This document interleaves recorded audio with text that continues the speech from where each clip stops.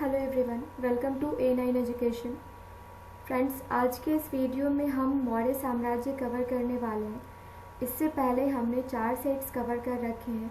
ये जो सीरीज़ हमने स्टार्ट कर रखा है ये आपका बिहार समग्र की बुक से ये सारे के सारे PDFs लिए गए हैं, जहाँ से हम ये सारा सीरीज़ आपका कवर कर रहे हैं। आने वाले हर एक बिहार के एग्ज़ाम के लिए ये सीरीज़ काफ़ी इंपॉर्टेंट रहने वाला है, क्योंकि इस बुक से हूबहू क्वेश्चंस आपके एग्ज़ाम में देखने को मिलते हैं। So let's start with the first question. हमारा फर्स्ट क्वेश्चन है, मौर्य साम्राज्य का संस्थापक कौन था। तो सबसे पहले तो हमारा जो क्वेश्चन है ये पूछा जा रहा है कि मौर्य साम्राज्य का संस्थापक कौन था। तो ये थे चंद्रगुप्त मौर्य। ओके, मौर्य साम्राज्य की राजधानी कहाँ थी। तो मौर्य साम्राज्य की राजधानी थी पाटलिपुत्र। यहाँ पे कुछ भी एक्स्ट्रा बताने की ज़रूरत इसलिए नहीं है क्योंकि अगर मैं आपको एक्स्ट्रा बताऊँ भी तो यहाँ पे क्या बता सकती हूँ कि मौर्य साम्राज्य के संस्थापक जो थे वो कौन थे, कभी इसकी स्थापना हुई थी, कहाँ हुई थी, इसकी राजधानी क्या थी। तो ये सारी की सारी चीज़ें क्वेश्चन के रूप में यहाँ पे आपको कंप्लीट कवर करवाया ही गया है। तो बेहतर होगा कि हम सारे के सारे क्वेश्चंस को ही 1 बाय 1 करके देख लेते हैं। सो सेकंड क्वेश्चन है हमारा, मौर्य साम्राज्य की राजधानी कहाँ थी। तो मौर्य साम्राज्य की जो राजधानी थी ये थी पाटलिपुत्र। चंद्रगुप्त मौर्य ने मगध की सत्ता किसकी सहायता से प्राप्त की थी। तो इन्होंने प्राप्त की थी किसके नाम से, किसके सहायता से, चाणक्य की सहायता से। और चाणक्य का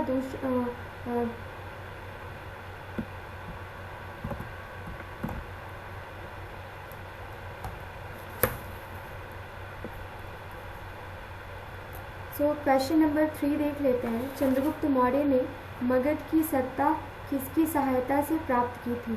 तो इन्होंने किसकी सहायता से प्राप्त करी थी, इन्होंने चाणक्य की सहायता से मगध की सत्ता प्राप्त करी थी। और चाणक्य को और किन किन नामों से जाना जाता है, इनका विष्णुगुप्त के नाम से भी इनको जाना जाता है और कौटिल्य के नाम से भी इनको जाना जाता है। ये भी आप याद रखेंगे, ठीक है।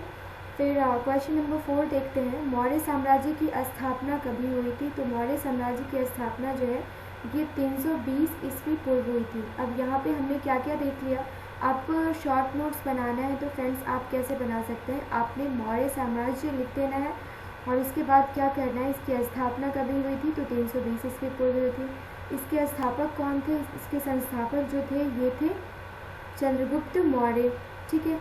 उसके बाद किसकी सहायता से इन्होंने की थी, इस राज्य को जीता था, ये जीता था इन्होंने चाणक्य की सहायता से, ठीक है। तो इस तरीके से आप इसका शॉर्ट एक नोट्स प्रिपेयर कर सकते हैं। ओके, सो क्वेश्चन नंबर 5 देख लेते हैं। यूनानी दूत मेगास्थनीज ने किसके दरबार में पाटलिपुत्र आया था। तो यूनानी दूत, यहाँ से इस क्वेश्चन से आपका 2 क्वेश्चन कवर हो जा रहा है कि सबसे पहला तो मेगास्थनीज जो है किसके शासनकाल में आया था, किसके दरबार में आया था। तो ये चंद्रगुप्त मौर्य के शासनकाल में आया था, ये आपका हो जाएगा। और दूसरा है कि यूनानी दूत मेगास्थनीज, अब आपसे पूछा जाता है, आपको दूत का नाम दे दिया जाता है, पूछा जाता है कि वो कहाँ का दूत था। तो ये कहाँ का था, ये यूनान का था। तो यूनानी दूत मेगास्थनीज जो है ये किसके दरबार में पाटलिपुत्र आया था, ये आया था चंद्रगुप्त मौर्य के दरबार में। और चंद्रगुप्त मौर्य ने मौर्य साम्राज्य की स्थापना कभी करी थी। तो ये की थी 320 ईस्वी पूर्व में की थी, ठीक है। सो क्वेश्चन नंबर 6 हम देख लेते हैं। मेगास्थनीज का पाटलिपुत्र आगमन कभी हुआ था। ये पाटलिपुत्र आए थे और कभी आए थे, ये आए थे 315 ईस्वी पूर्व आए थे, ठीक है। और क्वेश्चन नंबर 7 है हमारा, चंद्रगुप्त मौर्य के दरबार में मेगास्थनीज को भेजने वाला शासक कौन था। तो ये कौन थे, ये थे सेल्यूकस, ये आप याद रखेंगे। सेल्यूकस ने भेजा था, किसको भेजा था, मेगास्थनीज को भेजा था। और मेगास्थनीज जो थे ये कौन से दूत थे, ये थे यूनानी दूत, जो कि कभी आए थे, ये आए थे 315 में। तो आपने देखा कि सारे की सारी चीज़ें हम क्वेश्चन के फॉर्मेट में ही कवर कर रहे हैं। काफ़ी अच्छी बुक है ये और हर एक चीज़ इसमें छोटी से छोटी चीज़ इस बुक में कवर की गई है। अगर आप इस बुक को पूरी तरीके से कवर कर लेते हैं तो आपके स्टैटिक पोर्शन का जो बिहार का टेंशन है वो आपका ख़त्म हो जाता है। सो क्वेश्चन नंबर 8 हम देख लेते हैं। किस शासक के शासनकाल के समय मगध पर 12 वर्षों का भीषण अकाल पड़ा था। ठीक है, तो 12 वर्षों तक भीषण अकाल जो है ये किसके शासनकाल में पड़ा था? तो ये आपको पड़ा था, ये भीषण अकाल जो है ये आपको पड़ा था किसके टाइम में? चंद्रगुप्त मौर्य के टाइम में। ये 12 वर्षों तक ये भीषण अकाल पड़ा था। सो चंद्रगुप्त मौर्य का प्रधानमंत्री कौन था? तो चंद्रगुप्त मौर्य के जो प्रधानमंत्री थे ये कौन थे? ये चाणक्य थे। चाणक्य को और किस नाम से जाना जाता है? इनको कौटिल्य के नाम से भी जाना जाता है। किसको? चंद्रगुप्त मौर्य के जो प्रधानमंत्री थे उनको चाणक्य के नाम से भी जाना जाता है और कौटिल्य के नाम से भी जाना जाता है। ओके, सो नेक्स्ट क्वेश्चन हम देख लेते हैं। किससे मुक्ति दिलाने के कारण चंद्रगुप्त मौर्य को भारत का मुक्तिदाता कहा जाता है? तो ये यूनानियों से मुक्ति दिलाने के कारण चंद्रगुप्त मौर्य को क्या कहा जाता है? भारत का मुक्तिदाता। काफ़ी इंपॉर्टेंट क्वेश्चन हो जाता है यहाँ पे। क्वेश्चन नंबर 11 है हमारा, वह स्रोत जिसमें पाटलिपुत्र के प्रशासन का वर्णन उपलब्ध है वह है। ये ऑलरेडी क्वेश्चन आपसे पूछा जा चुका है, इसलिए आप इसको यहाँ पर ध्यान से देखेंगे। क्वेश्चन नंबर 11 जो कि आपसे इससे पहले एग्जाम में पूछा जा चुका है। सो हमारा जो क्वेश्चन है क्वेश्चन नंबर 11, इसमें पूछा जा रहा है आपसे कि वह स्रोत जिसमें पाटलिपुत्र के प्रशासन का वर्णन उपलब्ध है वह कौन सा स्रोत है? तो वह है इंडिका। इंडिका में क्या है? इंडिका में पाटलिपुत्र के प्रशासन का वर्णन किया गया है। तो अगर आपसे डायरेक्ट भी पूछा जा सकता है कि पाटलिपुत्र के प्रशासन का वर्णन किसमें किया गया है, तो फ्रेंड्स आप क्या बोलेंगे? इंडिका में किया गया है। नेक्स्ट क्वेश्चन है हमारा, जस्ट अ मिनट।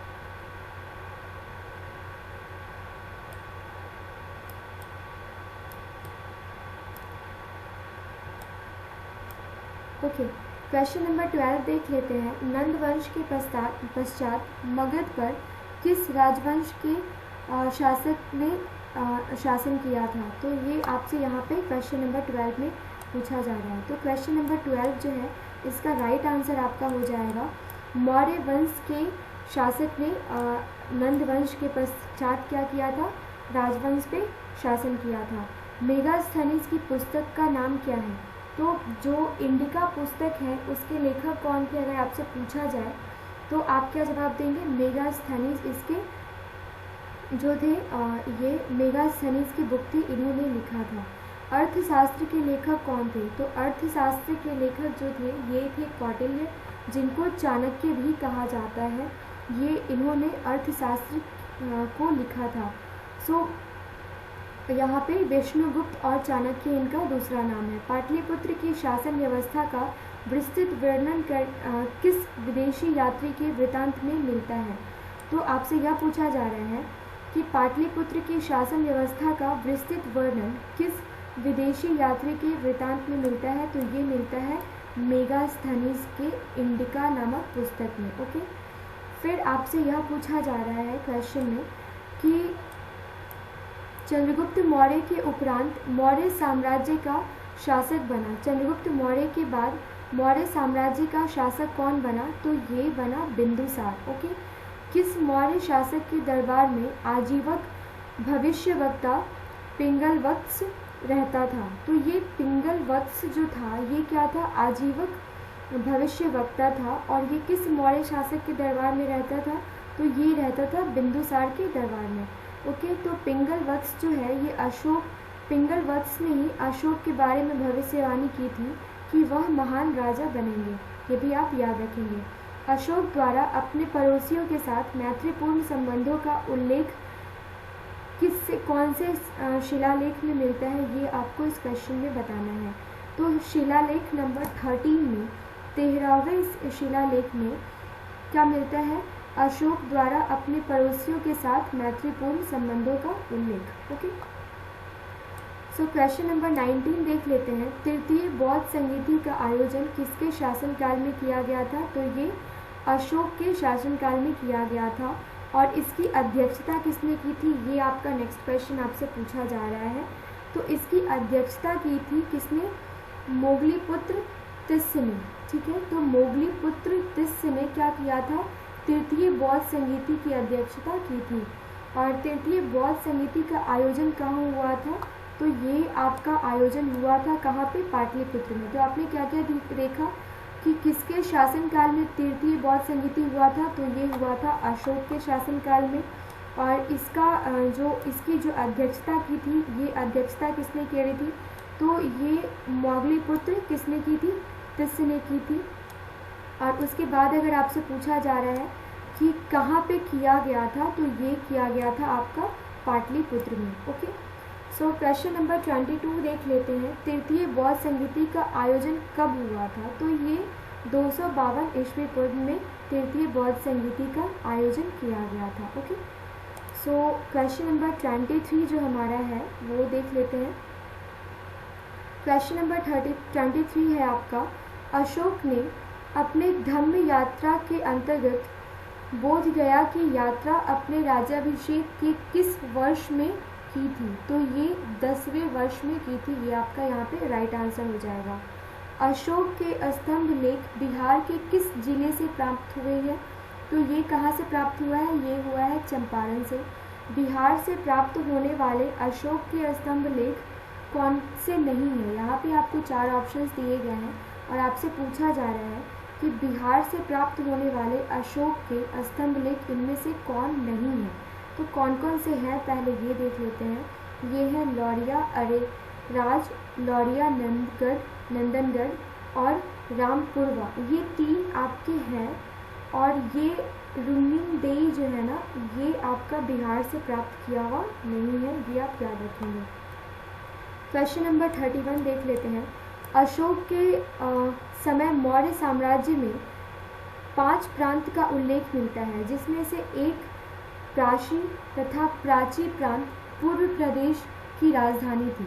तो आपको बताना है कि वो पूर्वी प्रदेश जो है वो उसकी राजधानी कौन सी थी, तो इसकी राजधानी थी क्या, पाटलिपुत्र। ये क्वेश्चन आपका फिर से मैं रिपीट कर रही हूँ।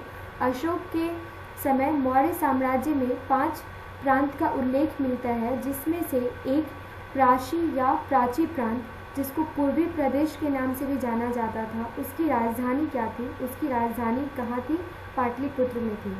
नेक्स्ट क्वेश्चन, क्वेश्चन नंबर 32 जो ऑलरेडी बीपीएससी के एग्जाम में पूछा जा चुका है, वो है पाटलिपुत्र में स्थित चंद्रगुप्त का महल मुख्यतः बना था किससे। चंद्रगुप्त का महल जो था वो किससे बना था, कौन से मटेरियल से बना था, तो ये किससे बना था, ये बना था लकड़ी से। ओके,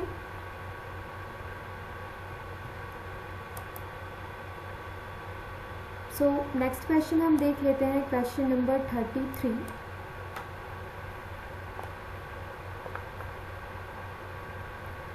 चंद्रगुप्त मौर्य का राजप्रसाद स्थित था, तो ये आपको बताना है कि कहाँ स्थित था, तो ये स्थित था कुम्हरार पटना में। कुम्हरार है कहाँ, पटना में है। कुम्हरार के 80 स्तंभों वाला मौर्यकालीन सभागार या राजमहल का अवशेष मिलता है, ये आप याद रखेंगे। किस विद्वान ने चंद्रगुप्त मौर्य के राजप्रसाद के बारे में कहा है कि इनकी शान शौकत का मुकाबला ना तो सूसा और ना एक बेतना कर सकते हैं, तो ये कहा था किसने, ये कहा था एरियन ने। एरियन ने क्या कहा था, एरियन ने यह कहा था कि इनकी जो कीर्ति है और इनकी जो, just a minute friends,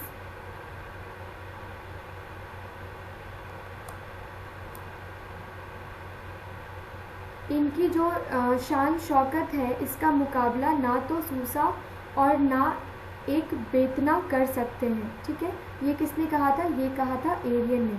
Chandragupta Maurya के राजप्रसाद के बारे में किसने कहा है कि यह प्रसाद मानव कृति नहीं है वरन देवों का निर्मित है, देवों द्वारा निर्मित है, तो ये किसने कहा था, ये कहा था फाहियान ने। तो इन दोनों का क्या कथन था चंद्रगुप्त मौर्य के राजप्रसाद के बारे में, ये आप याद रखेंगे, किसी भी एग्ज़ाम में आपसे पूछा जा सकता है। ओके, सो किस शासक ने गया के निकट बराबर की पहाड़ियों में आजीविकों के लिए गुफाओं का निर्माण करवाया था। क्वेश्चन नंबर 36 में आपसे यह पूछा जा रहा है, तो इसका राइट आंसर है, क्वेश्चन नंबर 36 का राइट आंसर आपका हो जाएगा अशोक ने। अशोक ने बराबर की पहाड़ियों में आजीविकों के लिए गुफाओं का निर्माण करवाया था, और 4 गुफा जो थे उनका नाम था सुदामा, विश्व झोपड़ी, चौपार और कर्ण। ये फिर आप याद रखेंगे, फिर से मैं रिपीट कर रही हूँ, सुदामा, विश्व झोपड़ी,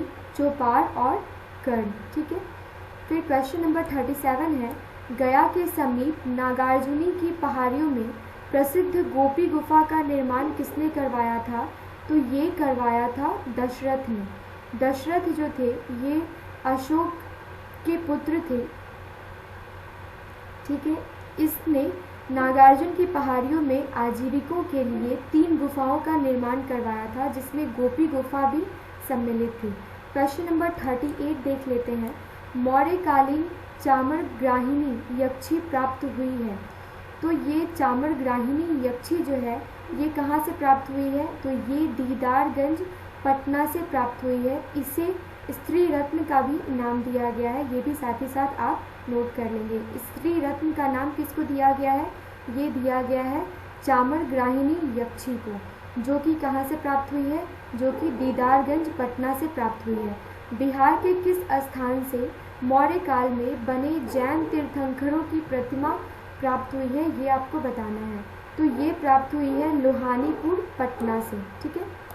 सो फ्रेंड्स, क्वेश्चन नंबर 14 है हमारा, पाटलिपुत्र के नगर निर्माण तथा सुंदरता का वर्णन किया है। किसने किया है? ये नगर निर्माण और सुंदरता का वर्णन मेगास्थनीज ने किया है। पाटलिपुत्र को किस शासक ने सर्वप्रथम अपनी राजधानी बनाया था? तो ये किसने सर्वप्रथम अपनी राजधानी बनाया था? तो ये बनाया था चंद्रगुप्त मौर्य ने। फ्रेंड्स, क्वेश्चन नंबर 42 देख लेते हैं, अशोक के शासन काल में बौद्ध सभा किस नगर में आयोजित की गई थी? तो ये की गई थी कहाँ? पाटलिपुत्र में आयोजित की गई थी। इसके बाद क्वेश्चन नंबर 43 है हमारा, किसके शासनकाल में मिस्र के राजा फिलाडेल्फस ने, जो कि टालमी द्वितीय भी उनको कहा जाता है, ने डियानिसियस नामक राजदूत को पाटलिपुत्र भेजा था। ठीक है। मिस्र के राजा फिलाडेल्फस ने, जिनको टिलामी द्वितीय भी कहा जाता है, जिन्होंने डियानिसियस नामक राजदूत को पाटलिपुत्र भेजा था, किनके शासनकाल में भेजा था? ये आपको बताना है। तो ये भेजा गया था बिंदुसार के शासनकाल में। किस विद्वान के अनुसार चंद्रगुप्त मौर्य ने पालीब्रोथस पाटलिपुत्रक उपनाम धारण किया? ये पालीब्रोथस पाटलिपुत्रक उपनाम जो है इन्होंने किस विद्वान के अनुसार चंद्रगुप्त मौर्य ने धारण किया था? तो ये है स्ट्रैबो। ओके, स्ट्रैबो, ये नाम आप याद रखेंगे। यूनानी दूत डिमाल्किस का आगमन मगध के किस शासक के काल में हुआ था? तो ये आपको याद रखना है। क्या याद रखना है? कि यूनानी दूत डिमाल्किस का आगमन मगध के किस शासक के दरबार में हुआ था? तो ये हुआ था बिंदुसार के दरबार में। केवल वह स्तंभ जिसमें अशोक ने स्वयं को मगध का सम्राट बताया। क्वेश्चन नंबर 46 भी है, केवल वह स्तंभ जिसमें अशोक ने स्वयं को मगध का सम्राट बताया। ये ऑलरेडी क्वेश्चन पूछा जा चुका है। तो ये भाब्रू स्तंभ जो है, इसमें अशोक ने स्वयं को मगध का सम्राट बताया है। क्वेश्चन नंबर 47 देख लेते हैं, बराबर की गुफाओं का उपयोग किसने आश्रय गृह के रूप में किया था? तो ये किया था आजीविकों ने। आजीविकों के लिए ही ये बनवाया गया था। बराबर की गुफाओं का उपयोग जो है ये आश्रय गृह के रूप में किसने किया था? ये आजीविकों ने किया था। अशोक की राजधानी जो है वो कहाँ थी? तो अशोक की राजधानी कहाँ थी? ये थी पाटलिपुत्र में। ओके, मोस्टली आप देखेंगे तो पाटलिपुत्र में ही सबकी राजधानी रही है।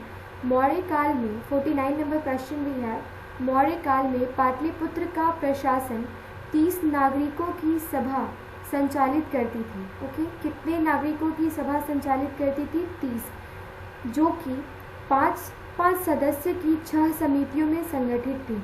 तो यह कथन किसका है? किसने ये वर्णन किया है जो कि मौर्य काल में पाटलिपुत्र का जो प्रशासन था वो 30 नागरिकों की सभा थी और 5-5 लोग डिवाइडेड थे, 6 समिति थी और 5-5 लोगों की समिति थी। ये किसने कहा है? ये कहा है मेगास्थनीज ने। ओके, और मेगास्थनीज की पुस्तिका का नाम क्या था? इंडिका। ये आप याद रखेंगे। Question number 50 we have Maurya प्रशासन के संबंध में कौन सा कथन सही है? तो ये है, यह केंद्रीयकृत था, करों का बोझ अधिक था, प्रशासन तंत्र कठोर था। ये सारी की सारी चीज़ें यहाँ पे आपका सही होता है। तो ये जो ऑप्शन है आपका ऑल ऑफ द एबव, यहाँ पे आपका राइट आंसर हो जाता है। So we have question number 51 here. Question number 51 में दिया हुआ है अशोक के संबंध में कौन सा कथन सही नहीं है? तो आपको यह बताना है कि ये जो अशोक के बारे में जो भी आपको यहाँ पे स्टेटमेंट्स दिए गए हैं, इसमें से कौन सा स्टेटमेंट सही नहीं है। तो यहाँ पे दिया गया है, फर्स्ट स्टेटमेंट है, उसने धर्म विजय की नीति अपनाई, उसने विदेशों से संबंध स्थापित किए, उसने प्रजाहित और कल्याण के उपाय किए और उपर्युक्त सभी।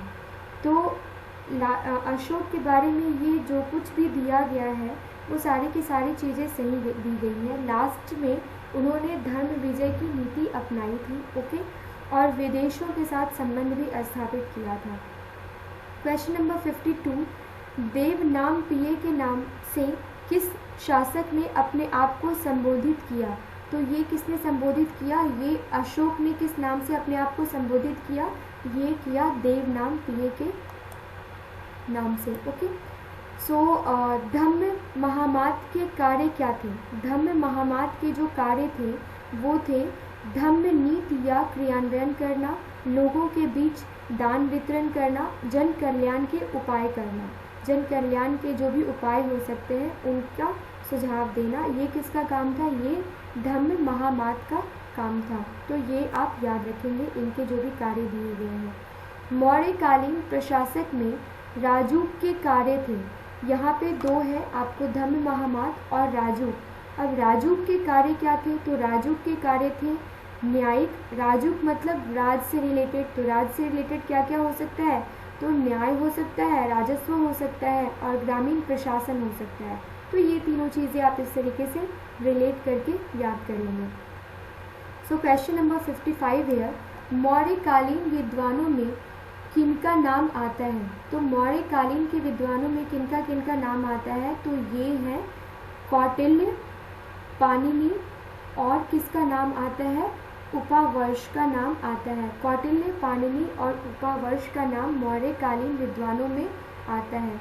मौर्यकालीन स्थापत्य के सुंदर उदाहरण है। 56 क्वेश्चन नंबर है कि मौर्यकालीन स्थापत्य के सुंदर उदाहरण कौन कौन से हैं, जो कि आपको ऑप्शन से छांट के बताना है। तो पाटलिपुत्र स्थित राजप्रसाद के अवशेष, दीदारगंज की यक्षी बराबर की गुफाएं और राजगीर की सोन भंडार गुफा। अब इसमें से आपको यह बताना है कि कौन कौन सा उदाहरण है। तो ये है आपका पाटलिपुत्र स्थित राजप्रसाद के अवशेष, ठीक है।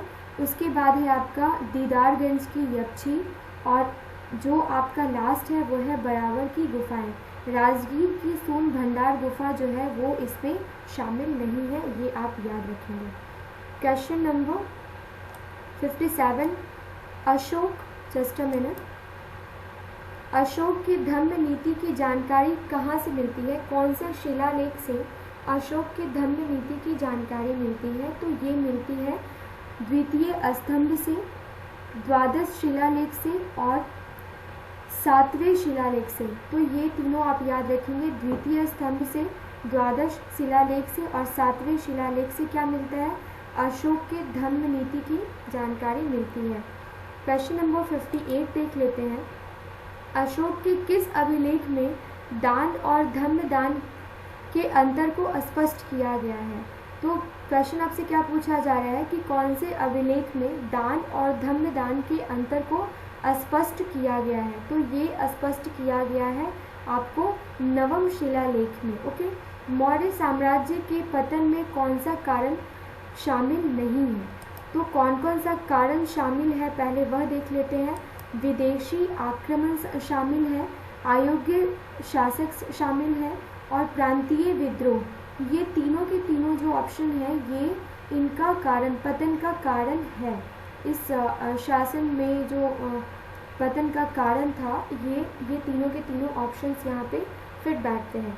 और कौन सा कारण शामिल नहीं था, तो ये था आर्थिक संकट। आर्थिक रूप से ये मौर्य साम्राज्य काफ़ी स्ट्रांग था, तो ये आर्थिक संकट की यहाँ पर बात ही नहीं आती है। So we have right answer here, option number C. So ये था हमारा आज का टॉपिक जो हमने कवर किया है। आई होप कि वीडियो आपको पसंद आया होगा फ्रेंड्स। इससे पहले काफ़ी सारे वीडियोस हमने कवर कर रखे हैं। अगर उन सारे वीडियोस को अभी तक आपने नहीं देखा है तो इस वीडियो से पहले जाकर आप उन सारे वीडियोस को देख लेंगे। मौर्य साम्राज्य से रिलेटेड काफ़ी सारे क्वेश्चंस आपको इस वीडियो में प्रोवाइड किए गए हैं और आने वाले हर एक एग्ज़ाम के लिए आपके लिए ये काफ़ी इम्पॉर्टेंट हो जाता है। सो फ्रेंड्स, आप अपना ख्याल रखिए, एग्ज़ाम्स आने वाले हैं, तो जितनी ज़्यादा से ज़्यादा आप चीज़ों को रिवाइज़ कर सकें वो आपके लिए बेहतर होगा। शॉर्ट नोट बनाएं ताकि एग्ज़ाम के टाइम में आपको पजल ना हो, आपको सारी की सारी चीज़ें एक बार लाइन बाय लाइन ना रखनी पड़े। आप शॉर्ट नोट देखें और एग्ज़ामिनेशन हॉल में एग्ज़ाम देने जा सकते। सो फ्रेंड्स, मिलते हैं नेक्स्ट वीडियो में। Have a nice day. Thank you so much.